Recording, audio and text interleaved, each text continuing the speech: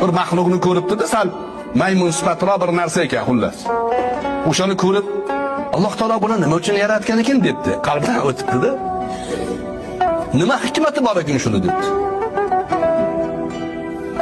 Bir necha muddatdan keyin shunaqangi kasallikka duchor bo'libdiki, hech iloji yo'q.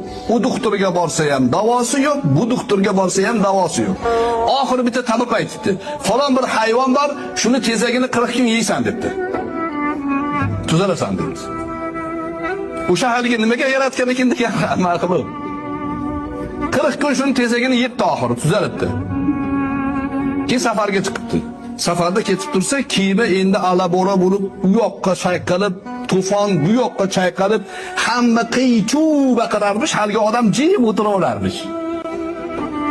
Yondagilar hayron bo'libdi. Menga qara debdi, hamma yoq to'polon to's bo'lib ketdi. Sen nimaga bunaqa xotirjam o'tiribsan desa, men Allohni yaratganiga bir marta aralashib 40 kun tezak yeganman. Endi aralashmayman, nima qilsa o'zi biladi dermish.